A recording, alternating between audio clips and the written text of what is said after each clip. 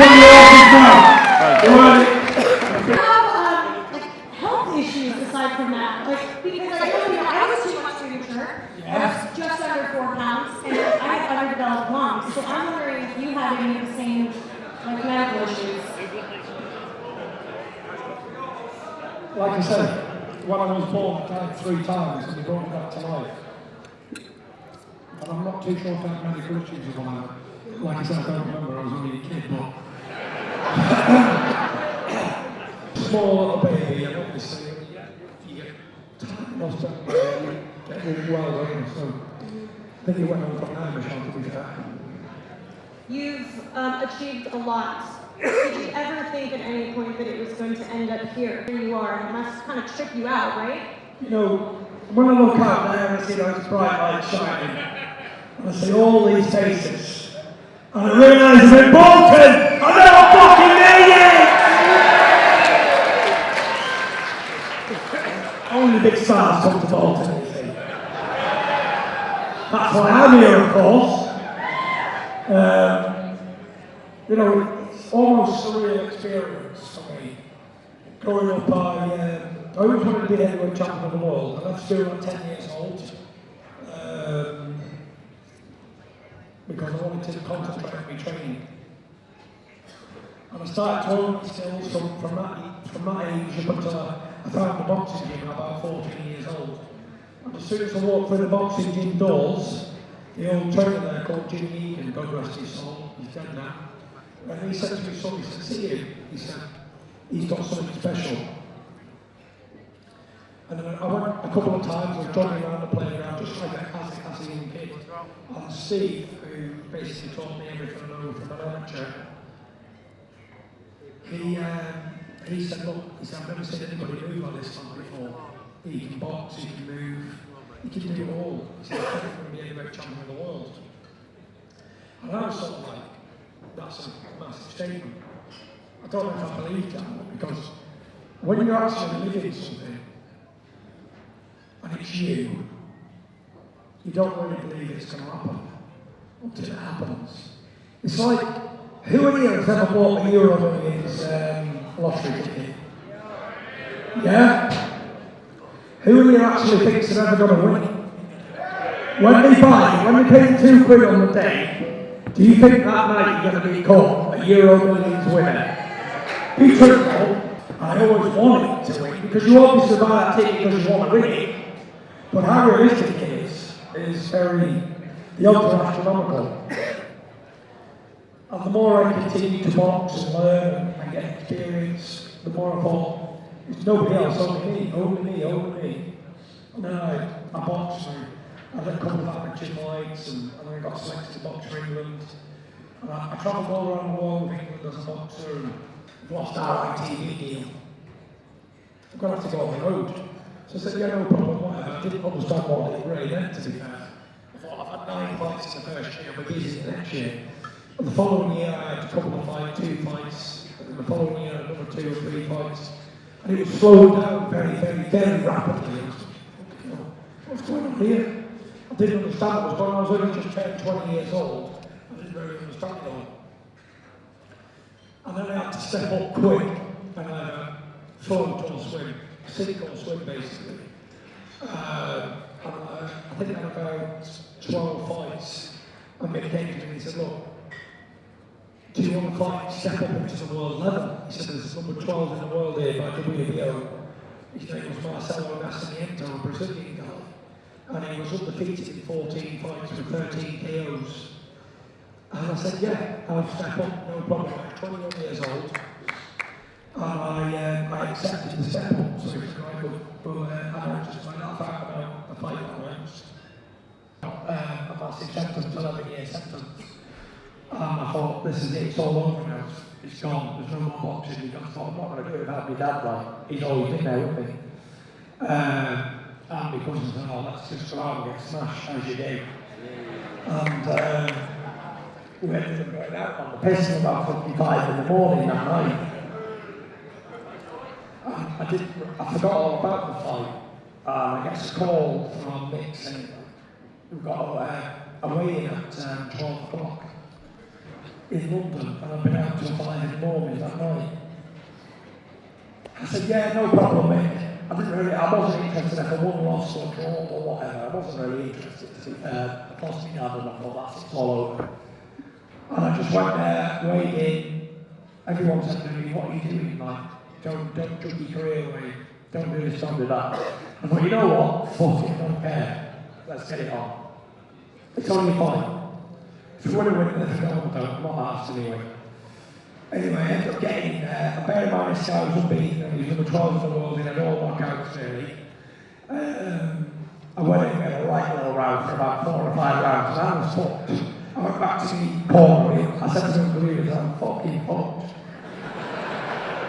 He said, you've only done 4 rounds. You've got another, however many to go, 12 in the fight.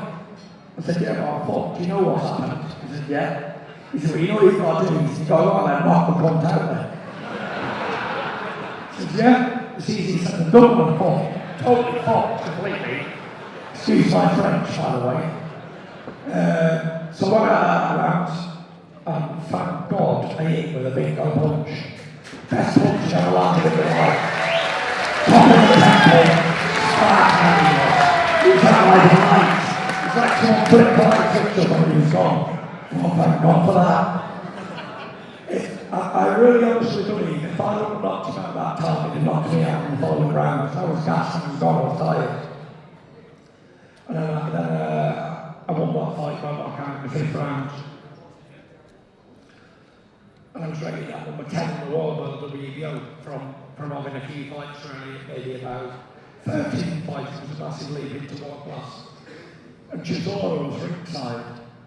And he said, yeah, anybody can beat that Brazilian. At the time, Delboy Chisora was the British combo champion, and he was supposed to fight Vladimir Klitschko for the world title belts.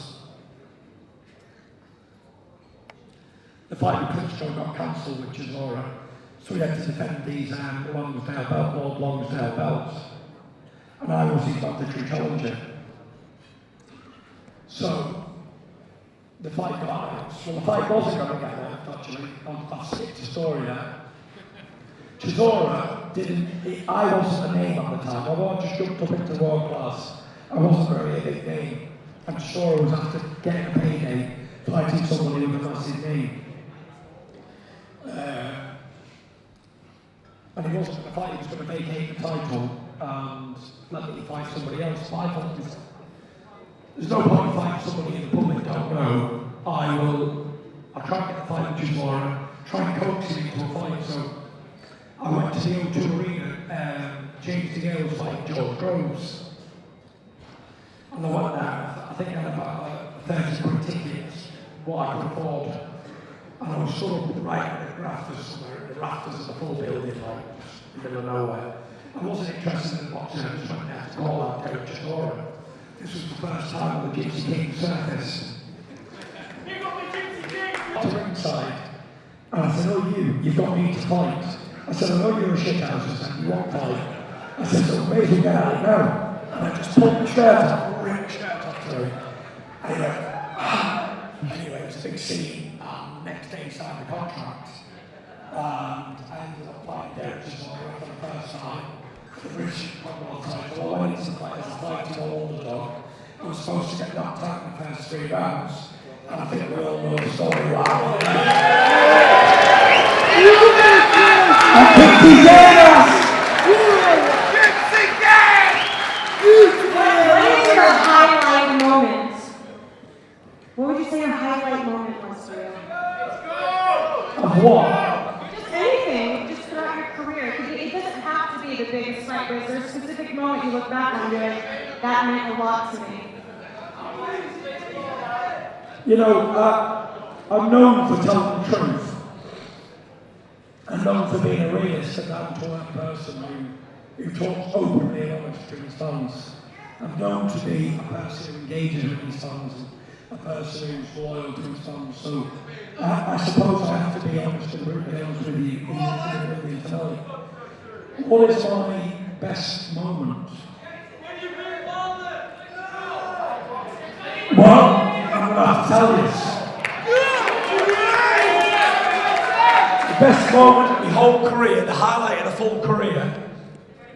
Unfortunately, it's not any boxing fight. It wasn't at the time of being Michelle Joy. It wasn't at the time of being Wilder in America, but rather it wasn't any of the other fights in 1970. The highlight of my career was about November 2017. I was 28 stone, in fact. I was as slow as anyone could go, and I was contemplating suicide on a daily basis. I prayed to God for death on a daily basis. I didn't think I could continue. The boxing career was long gone. He was out the window, he was dead. Everything was gone. And I thought to myself, I really am fucked at this moment in time. I can't go any lower. I got to a low point, so low. I don't know how I didn't commit suicide, and that's being very honest and brutally honest, as I always am.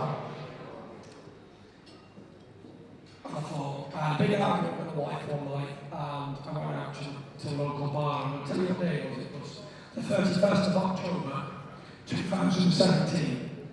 And I thought, fuck it, this will be my final night. So I went out dressed as a skeleton, glow in the dark skeleton, as you do, farming Robbie style.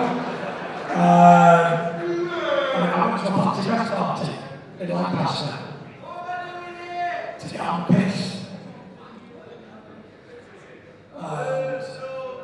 And I got in the bar, and I had a lot of bad intentions on my mind, what I was going to do, what I wasn't going to do. I only had one pint of beer. I was that embarrassed of how I looked. I had a mask on as well, yeah, and I was drinking a pint of beer through a glass, so nobody could tell it was me. Everybody in the whole place knew it was me. But in my mind, I thought, because I've got a mask on, they won't know it's me. I've got to go in the dark skeleton suit, someone 7 foot and 28 stone. Who that's pretty big. And something just came to me, like bang, like switching the light on. What are you doing in this bar?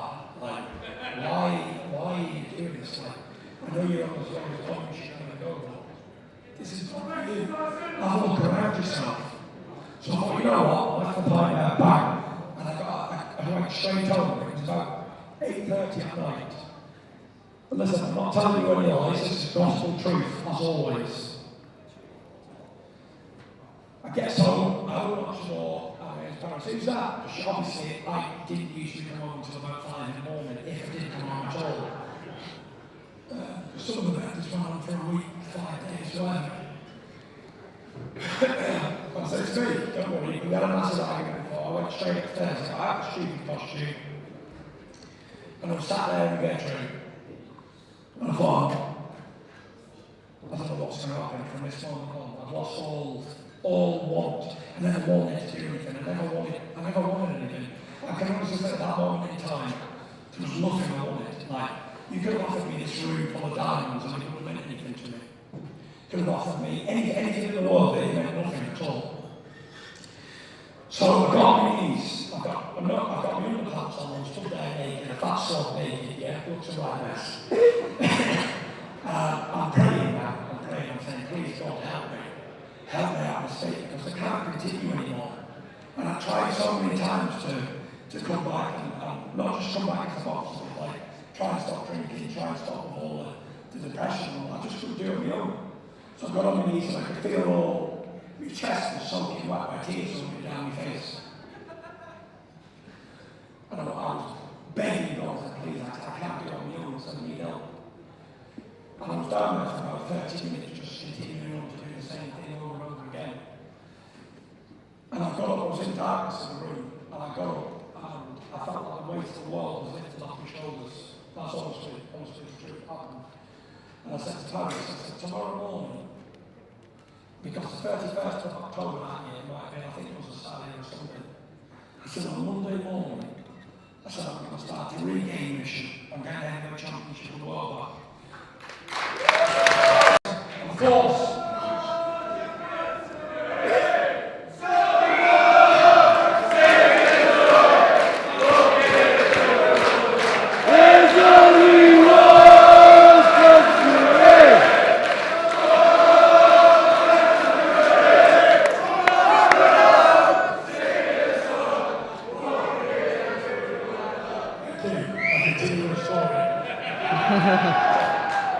She'd obviously heard me say this every time I got drunk.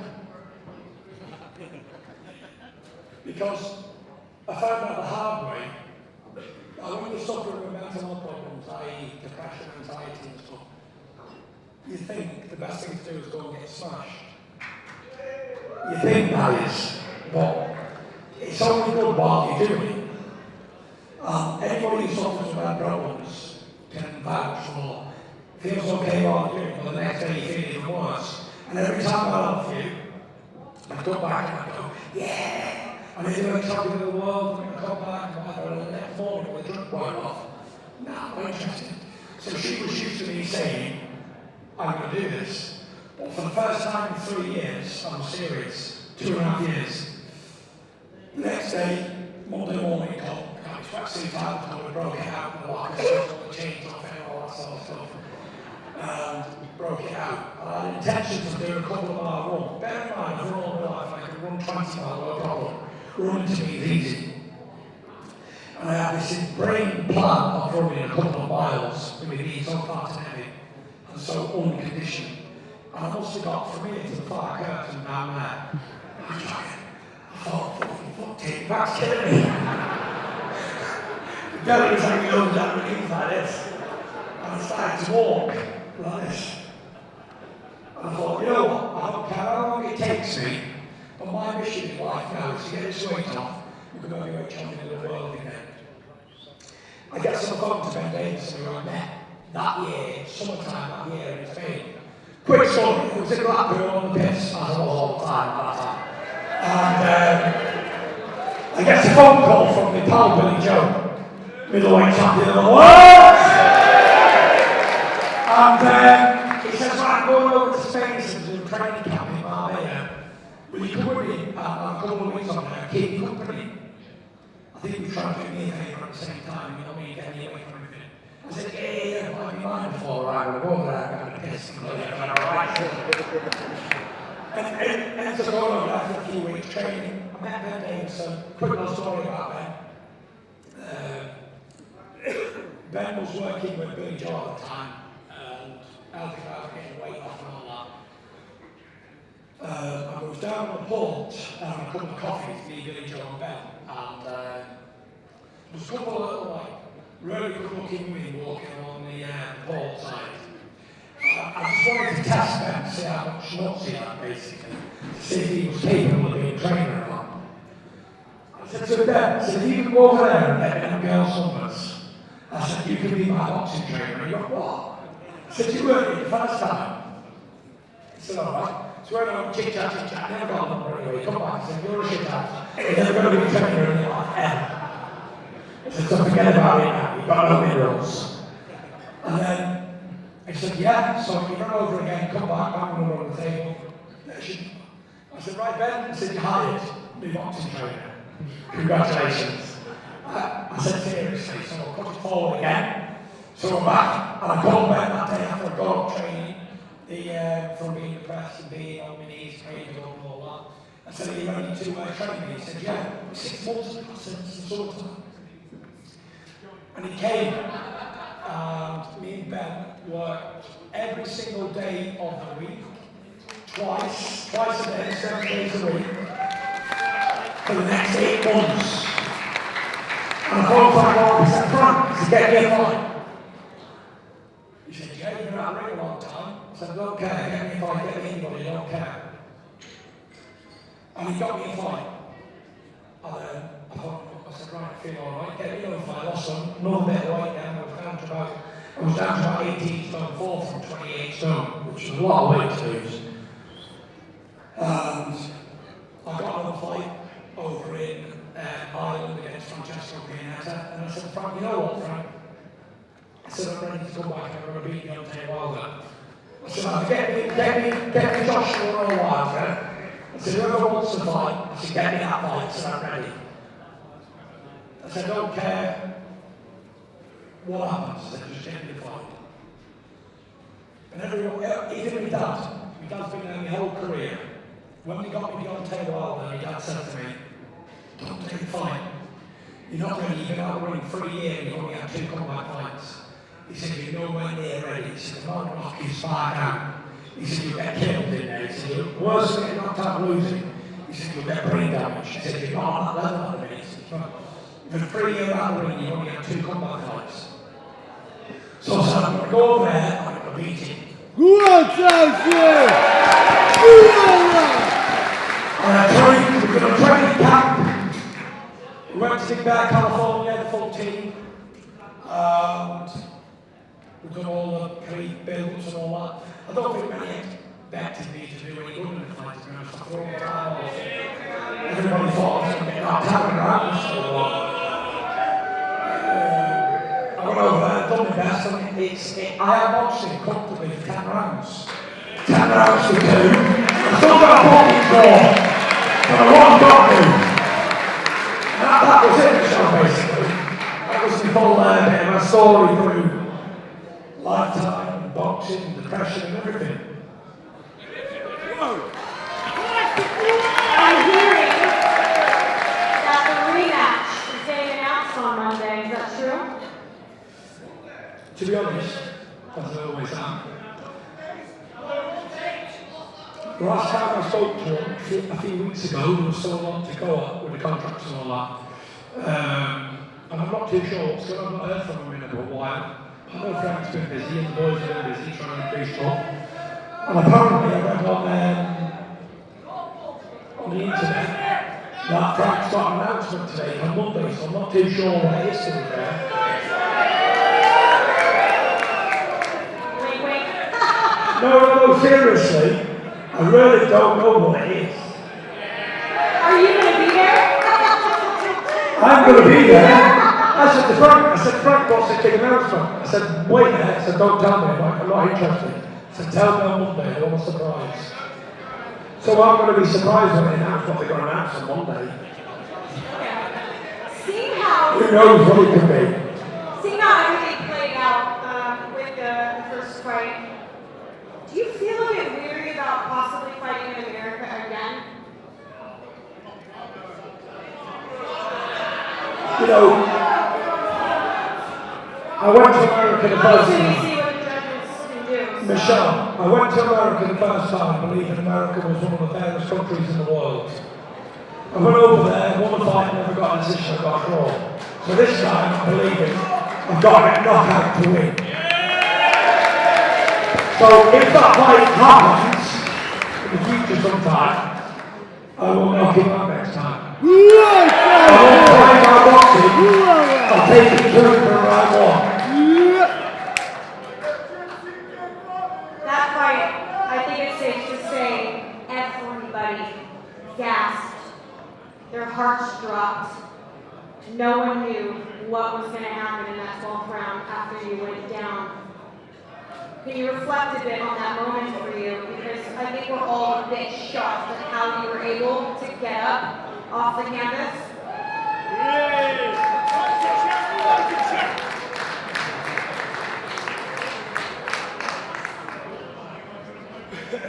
What I reflect from the fight was, round 11, ding, ding, ding, went back to the corner.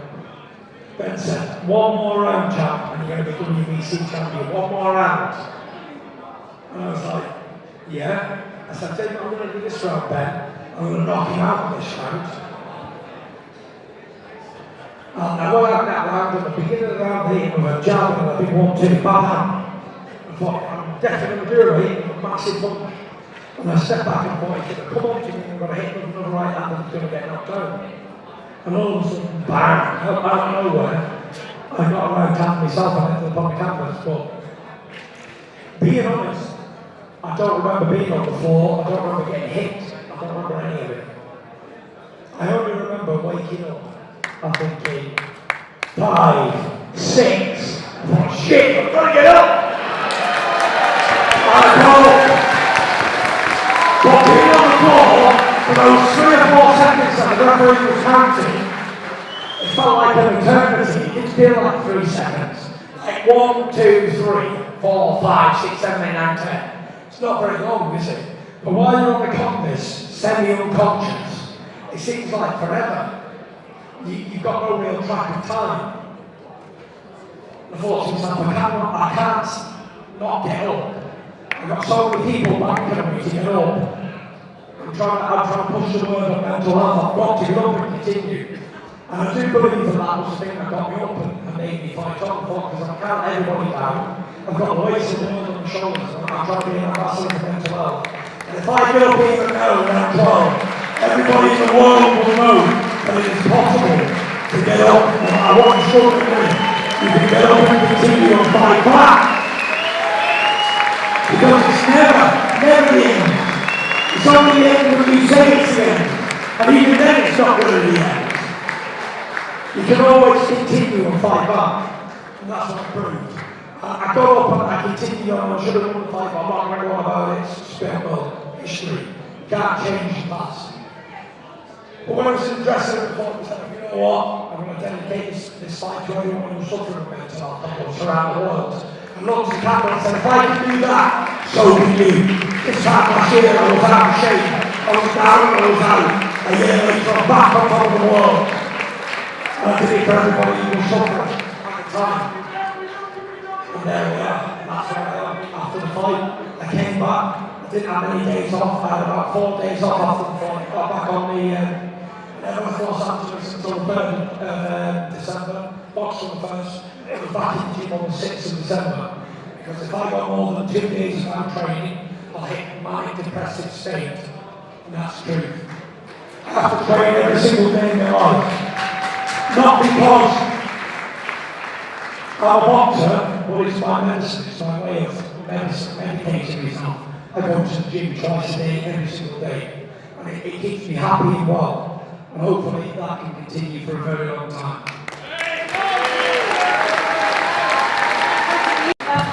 Before you fought for the show, and I'm just going to stop you right there, Michelle. Sorry. Tim, what is this? Where is my beer handler, please? Tim, what's this? What? Come on, I was drinking Peroni, come on. It's just a liberty to give me a Peroni and give me something else in the area I agree for that. Teasing the deer on me, he's trying to get me drunk this summer, is. Go on, Tim. you did an interview a few weeks before the Klitschko fight, and you were saying that you didn't want to talk about your problems because you didn't want to worry everyone around you. But you know how important it is to talk about what's going on because otherwise it can just get all clouded in your head. What kind of advice do you have for people? Because there could be people here that are silently suffering from depression because it is a silent disease that people have. It's not could be. I know for 1,000,000% fact there's many people here tonight who suffer with mental health problems that don't want to go out in the open. And it was the same with me. I was a big 6'9" world champion boxer. You know how hard it was for me to go out and tell everybody I'm suffering inside my own mind. Everybody I knew thought I was a weak person, thought I was like a wimp or whatever because I'm coming out saying, well, stuff to everybody. And everyone's like, no, don't say that, keep it quiet. If you're suffering, suffer by yourself. And I thought, you know what? If I'm doing it, and I'm supposed to be a world champion boxer, then imagine how many people out there that is suffering in silence and don't know who to turn to because they're afraid that someone's going to call or think they're a weak person or whatever. So I came out with it.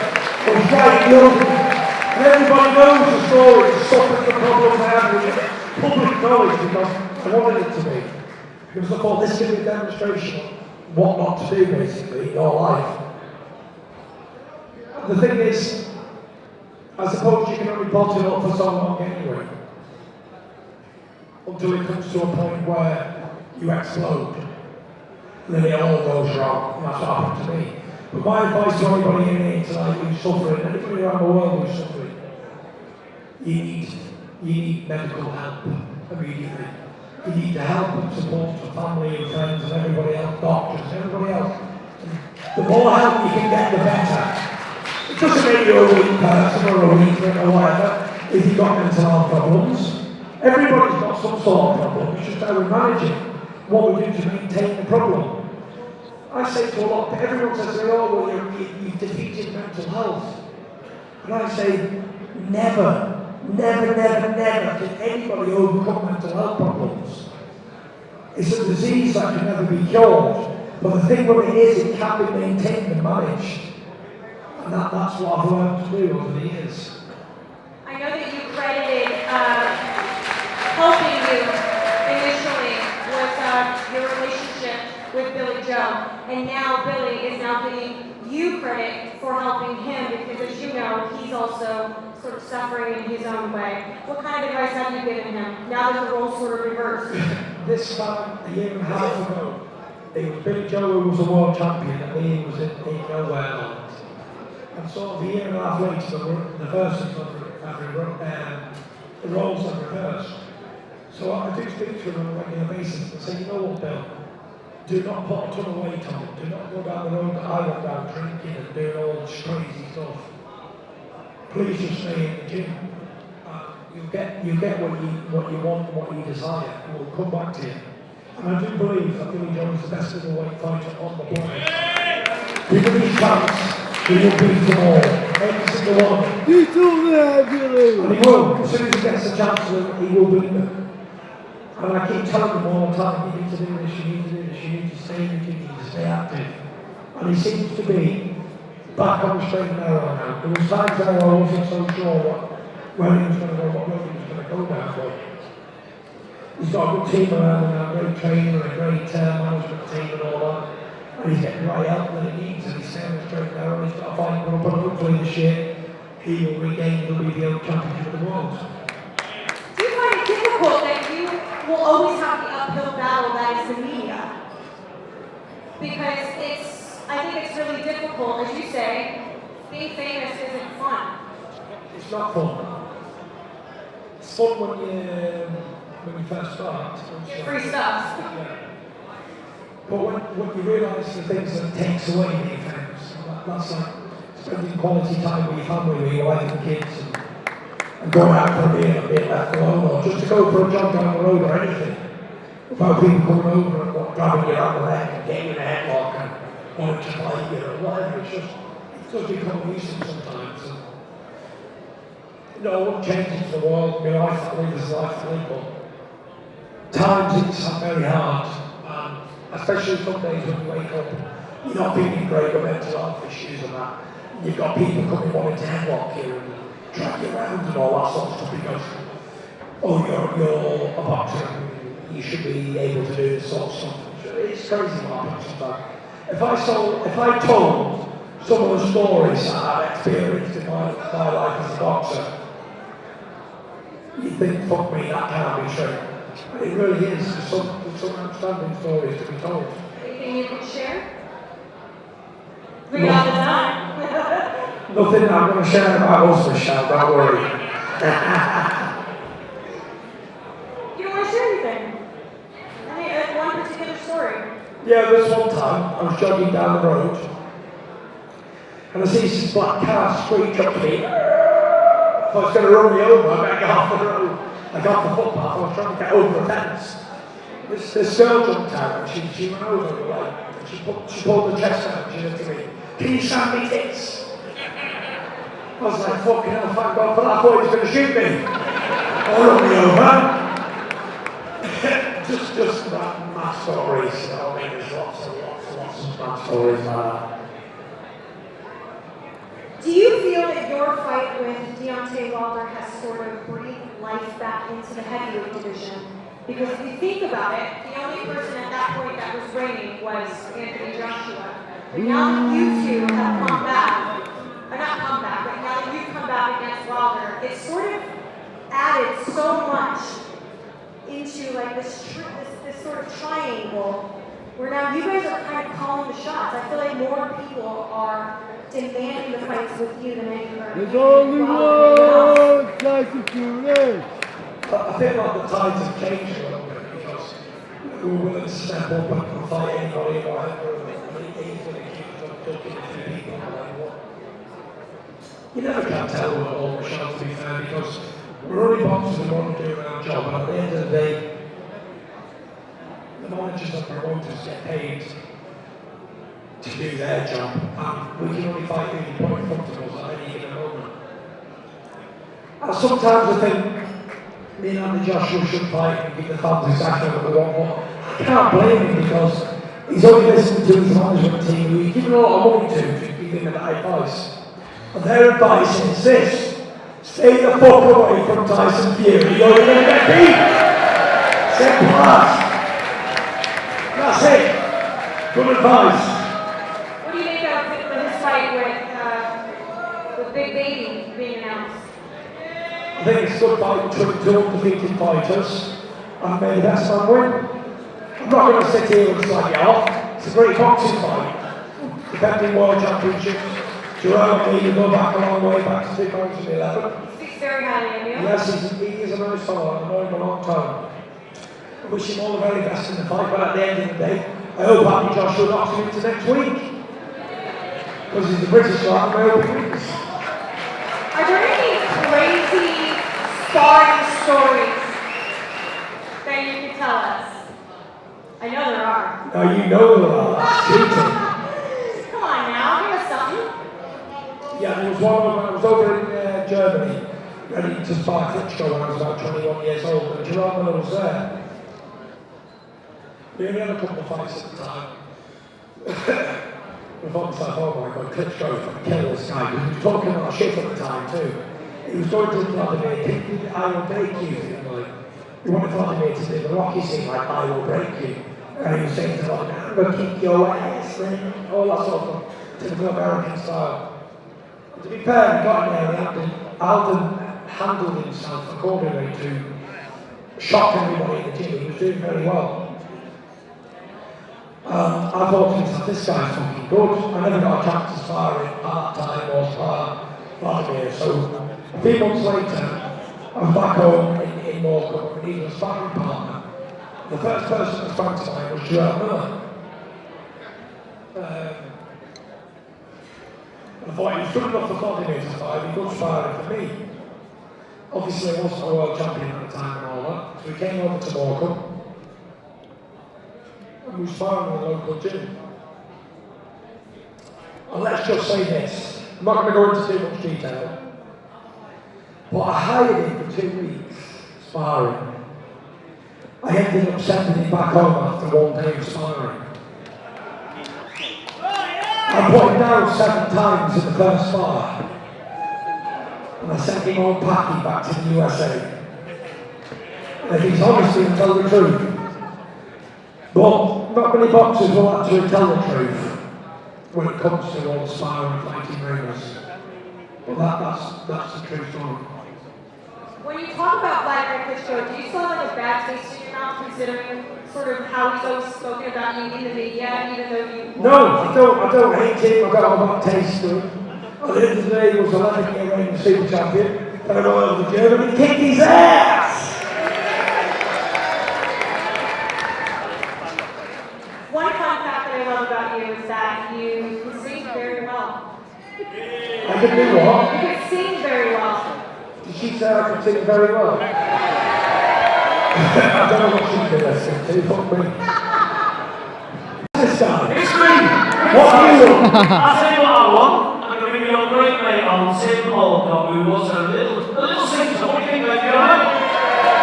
What's going on? You really want it? I can shoot him. Right, Martin's on the mic, I'm going to go for a piss. I'll see you all in a minute. Right, so, ladies and gentlemen, my name's Tim. I've been a slow.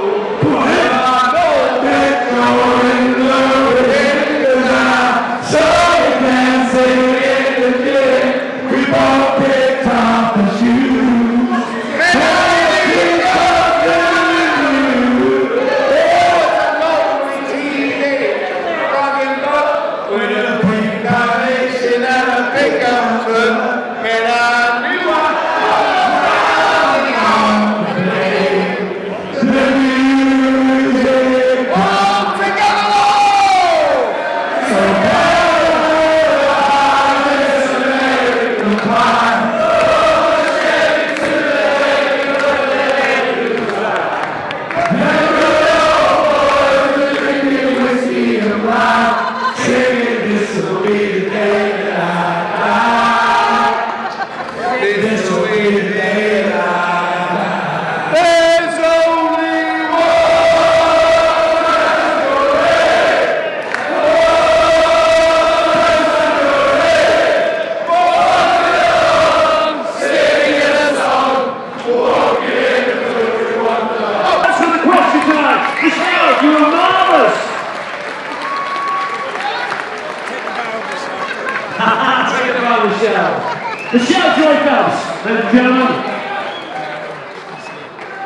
and the biggest cheer of the night, the great man himself, the comeback king, the gypsy king. Put your hands together for Tyson Fury!